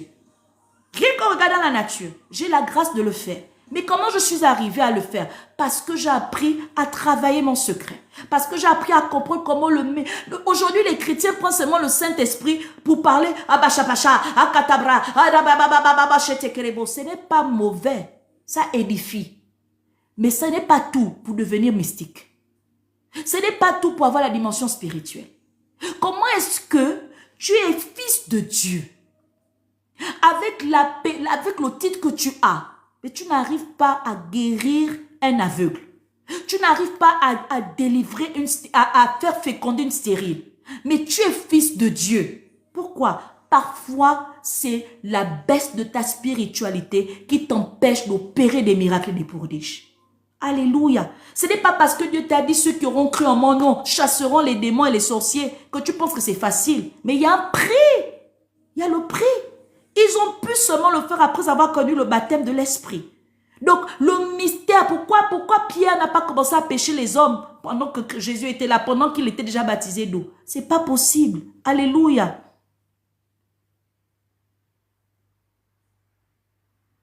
Alléluia. Donc, tu dois être capable de pouvoir comprendre que le mystère du Saint-Esprit est un indicateur important pour toi, chrétien. Comprendre la semence, comprendre le fait que tu dois... Le deuxième point, c'était quoi? Qu'est-ce que j'ai dit au deuxième point? Oh, je vous ai donné tellement des informations. Alléluia. Donc, on a dit la semence, c'est ça, le temps de la semence. Le deuxième point, c'était de pouvoir comprendre que c'est la délimitation. Le troisième point, c'est de comprendre que c'est une dimension spirituelle. Quand on passe la Pentecôte, tu dois vivre ça. Est-ce que j'ai semé pour célébrer la Pentecôte? Est-ce que je comprends que j'ai délimité sur quelque chose? Sur quoi j'ai délimité? Et enfin, quelle est l'ascension spirituelle que j'ai véritablement reçue? Si tu n'as pas vécu ça pendant la Pentecôte hier, alors que tu l'as célébré, on l'a dit, la Pentecôte ne s'est pas seulement célébrée hier. Aujourd'hui, on peut la célébrer. Aussi vrai qu'on sacrifie, on pourra encore l'expérimenter. Grandis spirituellement parce que Dieu te veut là-bas. Que le Seigneur vous bénisse. Voici ce que j'avais à donner. C'est un culte d'enseignement. Je prends juste 2 minutes pour les questions, pour les personnes qui veulent poser les questions. 2 minutes, je ne prends pas, je ne fais pas monter sur le direct. Tu écris rapidement si tu veux comprendre quelque chose et je vais te répondre. Mais si c'était clair et que tu as reçu ce que tu devais recevoir, on va juste prier et se séparer. Alléluia. Donc, je vais laisser comme ça 2 minutes pour rapidement répondre aux questions qui peuvent être posées. En rapport avec la thématique, nous parlions du baptême de l'esprit ou encore peut-être en parlant et puis tu as vu qu'il y avait quelque chose que tu avais manqué. Tu veux poser parce que c'est en rapport avec, c'est plus ou moins en rapport. Je peux répondre à ta question selon la grâce que Dieu va m'accorder au travers de son esprit pour répondre à la question. Rapidement, 2 minutes. Alléluia. Il est 22h chez moi, 22h, 23h pratiquement. Est-ce qu'il y a des questions? 2 minutes. J'ai une question. Ok, d'accord, oui. D'accord, je vais l'attendre. Maman, priez pour mon travail. C'est quoi ton nom? Ton nom, c'est Zef, c'est ça? C'est pas un temps de prière, mais je suis disposée à déclarer cette parole pour toi. Je prie au nom de Jésus que la grâce du travail te localise, toi, Séphirine, que là où tu as déposé ton dossier, que un de ses employeurs t'appelle.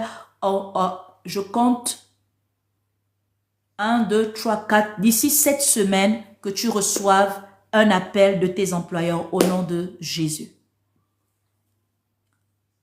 Quelle est la différence entre le baptême de feu et le baptême du Saint-Esprit? Alors, le baptême de Saint-Esprit, je crois que c'est quoi le prénom? Bon, je vais juste dire ce que je peux lire ici. Monsieur Combé. Alors, au début, j'ai donné la définition de ce que c'est le baptême du Saint-Esprit. Alors, le baptême du Saint-Esprit veut dire que dans notre cœur, il y a une transformation qui a pris place, d'accord? Donc, je suis transformée de mon être intérieur, d'accord? Et je m'unis à Dieu. Donc, je suis unie à Dieu et je suis transformée de l'intérieur de mon être. Alléluia. Donc, quand je passe par le baptême du Saint-Esprit, c'est ce qui se passe en moi. Comment est-ce que je pose des actions? Comment est-ce que je me comporte? Comment est-ce que je prône une moralité qui soit alignée à mon témoignage en tant que chrétien? C'est ça, quelqu'un qui est passé par le baptême du Saint-Esprit. C'est le résultat, c'est l'ensemble de tout cela.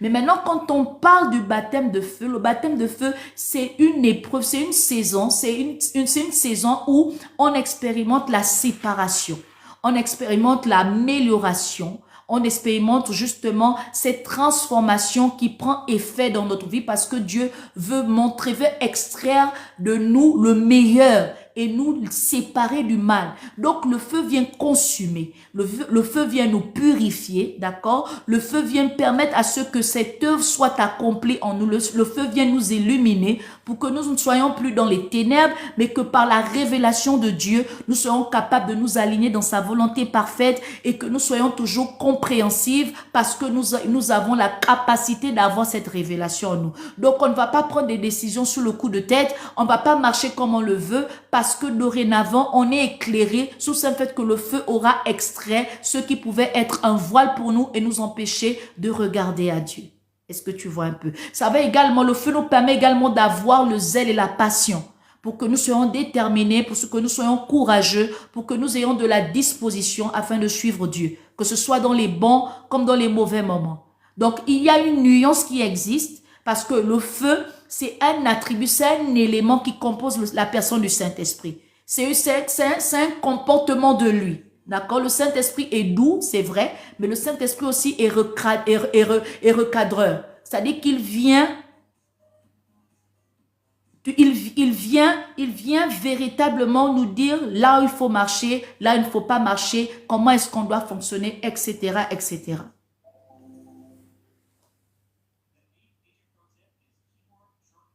D'accord? Est-ce que j'ai répondu à Condé?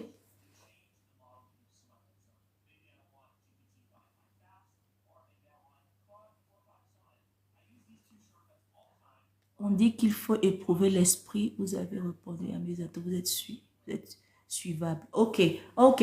Soyez bénis. Pendant qu'on a un aventurier qui vient dire n'importe quoi, bah, après, on est toujours On est en tant qu'enfant de Dieu, on est toujours exposé malheureusement à ces convoiteurs.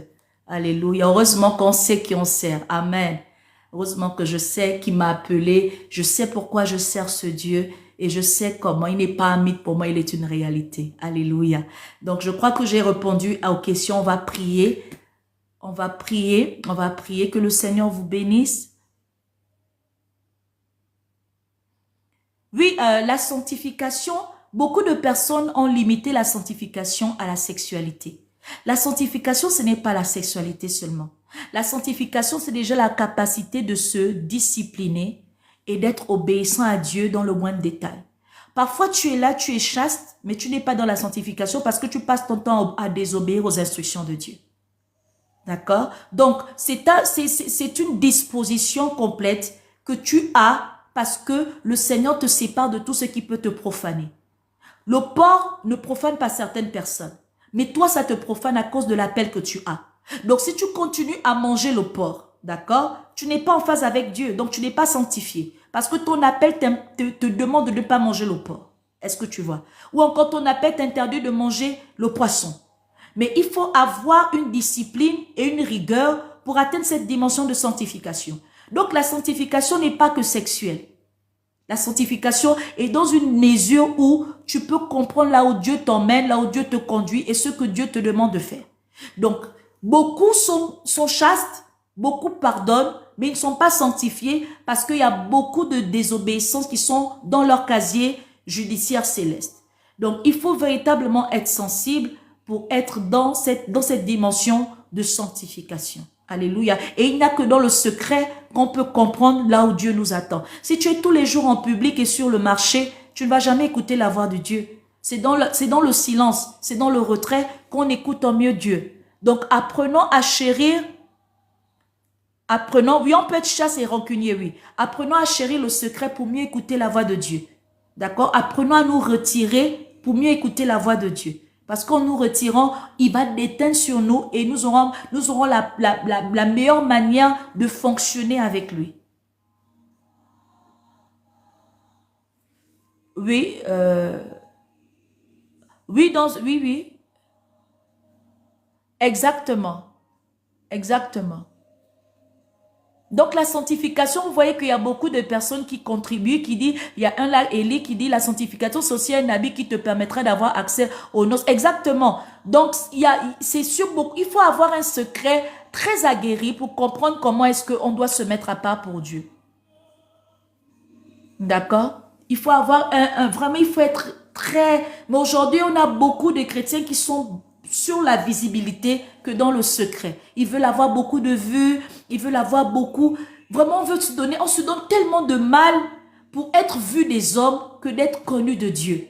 Donc, beaucoup disent au sujet de Jésus, au sujet de ce Dieu, mais sans pourtant le connaître. On ne peut pas connaître, on ne peut pas connaître un Dieu qu'on ne cherche pas dans l'intimité. Alléluia. Il ne peut pas se révéler en public. Là, Dieu ne se révèle pas. Il m'a déjà révélé. Je viens juste transmettre fidèlement.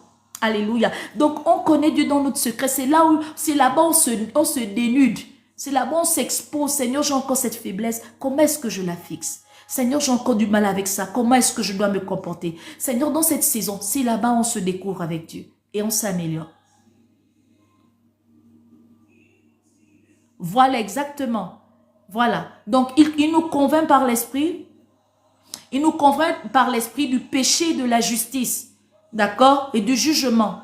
Mais vraiment, c'est le secret. Lorsqu'on écoute la voix. Et regardez, je ne sais pas si vous connaissez ce chant. Si je me tais, oh, j'apprendrai à écouter la voix du bon berger.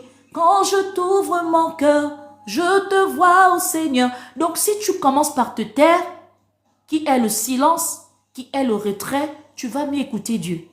Mais si tu parles seulement, si tu es tous les jours exposé autour du bruit, tu auras du mal à l'écouter. Et tu vas vivre une vie en désordre. Tu vas mener une vie qui ne sera pas alignée. Mais quand tu sais te taire, tu sais te retirer, Dieu va te dire exactement comment marcher.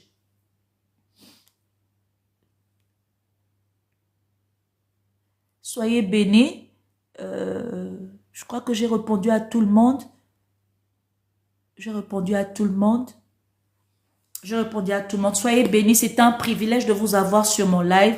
J'espère que vous avez été bénis, que la gloire revienne à Dieu. Je reste persuadée d'une chose, Dieu ne vous a pas gardé autant nombreux là, en vain. Il y avait un message, j'espère que vous avez saisi. Ne regardez pas à ma tête, peut-être vous ne m'aimez pas, peut-être je ne vous plais pas, mais regardez au message qui vous fait du bien et qui doit vous emmener à relationner avec ce Dieu qui vous aime sans juger, qui vous aime tel que vous êtes et qui veut vous donner cette dimension glorieuse que vous devriez avoir. Ah, ta tante à l'AVC. Je prie dans le nom de Jésus. C'est quoi son nom? Je déclare la guérison. C'est quoi le nom de ta tante? Aujourd'hui, là, vraiment, c'est la grâce. Je ne prie pas généralement à mes temps d'enseignement, mais c'est la grâce. Bénédicte, c'est quoi le nom de ta tante? Rapidement, la grâce. Que le Dieu que je sers, que le Dieu qui me connaît, qui m'a appelé, qui m'a donné le don de guérison, qui me permet de prier pour les maladies dites incurables et que ces personnes reçoivent la guérison. Localise ta tante de là où elle se trouve. Je déclare dans le nom de Jésus que elle sorte. Je refuse qu'elle reste dans cette dimension pendant 7 jours. Que 7 jours soient arrivés pour que le nom de Dieu soit célébré dans sa vie. Je la fais sortir de cette dimension de malaise qu'on appelle l'AVC. AVC, je t'interdis de contrôler la vie de cette dame au nom de Jésus. Tu es condamné à sortir de ce corps par l'autorité du nom de Jésus. Lâche prise et libère ce corps parce qu'il n'est pas le tien. Il est pour la gloire de Dieu. Elle célébrera, elle témoignera les merveilles de Dieu parce que c'est ce à quoi Dieu l'a inscrit. Je la vois évangéliser. Je la vois évangéliser. Je ne sais pas pourquoi je la vois évangéliser. Je la vois se tenir dans des carrefours. Je déclare qu'alors que je vois cela, sa guérison est effective avec effet immédiat au nom suprême de Yeshua HaMashiach. Merci Seigneur, que la gloire te soit rendue et que le témoignage qui sortira d'elle puisse te gagner plusieurs âmes à ta gloire. Amen, amen. Que le Seigneur vous bénisse. On se retrouve dimanche. Pour le culte dominical. J'ai 2 cultes. J'ai un premier culte en anglais qui commence de 9h à 11h, heure de l'Afrique du Sud, et de 8h à 10h, heure du Gabon.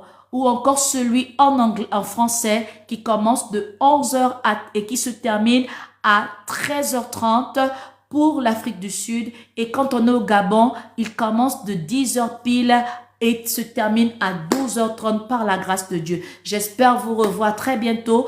Si vous êtes chez vous durant vos cultes dominicales, vous pouvez me retrouver ici le lundi comme aujourd'hui de 21h jusqu'à 23h pour moi qui suis en Afrique du Sud, ou encore de 20h jusqu'à 22h pour vous qui êtes au Gabon ou encore partout ailleurs. Que le Seigneur vous bénisse. On va prier. Je vais vous recommander à la grâce. Demande juste à Dieu de te permettre de garder ce que tu as reçu ce soir, que ta terre soit une terre fertile, afin qu'elle ne puisse pas rejeter cette semence, parce qu'on peut parfois avoir un cœur qui a une terre caillouteuse, qui soit caillouteuse parce que la terre n'est pas adaptée. Parfois on peut avoir une terre qui soit aride, mais que ce soit ton cœur soit fertile pour que cette semence reste en toi pour la gloire de Dieu. Éternel, je prie pour ce cœur que tu as connecté à ce direct. Je proclame dans sa vie la productivité grâce à la semence qui a été déposée au travers de ce message.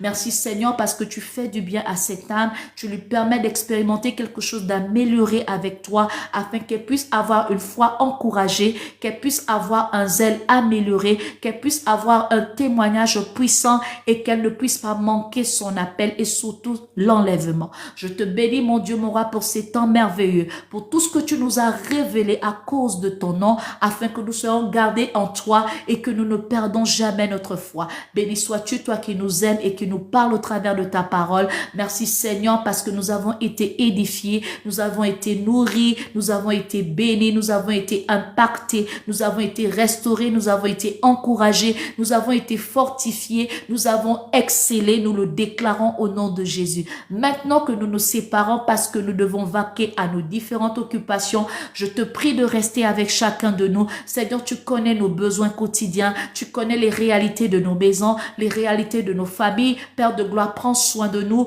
continue de nous garder tels des prunelles de tes tes yeux. Marque-nous de ton sang afin que nous ne soyons pas attaqués par les âmes des ténèbres qui cherchent à atteindre nos destinées et nos vies. Merci Seigneur de sécuriser nos foyers. Merci Seigneur de sécuriser nos relations. Merci Seigneur de sécuriser nos enfants. Merci Seigneur de sécuriser nos projets. Merci Seigneur de sécuriser notre pain quotidien. Merci Seigneur de sécuriser nos entreprises. Merci Seigneur de sécuriser notre santé.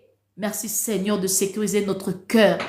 Merci mon Dieu, mon roi, pour tout ce que tu crées, pour tout ce que tu fais. Je te bénis. Demain, c'est un jour, mais cette nuit est déjà avancée. Révèle-nous tes mystères cachés. Garde-nous, Seigneur. Parle-nous davantage afin que nous avancions sereinement. Merci parce que tu es ce Dieu qui empêche que incube et sécube se saisissent de nos vies afin de nous réclamer de la quelconque de manière qu'il soit. Merci Seigneur parce que tu environnes nos maisons de ton feu, tu environnes nos lits de ton feu. Merci mon Dieu, mon roi, pour tout tes hauts faits. Je te glorifie pour la journée de demain que je déclare bénie au nom de Jésus, consacré à toi, consacré par toi. Merci de demander à ces anges de nous porter sur leurs mains de peur que notre pied ne heurte contre une pierre. Je te bénis parce que 10 000 tombent à notre côté, 10 000 à notre droite ne seront pas atteints. Merci mon Dieu parce que tu pourvois à tout point nommé devant nos besoins. Nos allées et venues sont sécurisés pour la gloire de ton Saint-Nom. Je te bénis Seigneur parce que les établissements où nos enfants fréquentent est béni par leur présence. Merci de marquer par ton sang les différents bancs qu'ils utilisent, les différents outils qu'ils exploitent. Merci de leur donner des bonnes compagnies. Merci de faire en sorte qu'ils soient barricadés et qu'il n'y ait aucun transfert parce que je sais que là où les enfants de Dieu vont fréquenter, les enfants également des ténèbres sont mandatés. Que les nôtres soient sécurisés par ta main qui nous garde tels les prunelles de tes yeux. Merci parce qu'ils sont invincibles et ils sont invisibles à l'ennemi. Je te glorifie, toi, le Saint d'Israël. C'est au nom de Jésus-Christ de Nazareth que j'ai ainsi prié et que je clôture ces moments.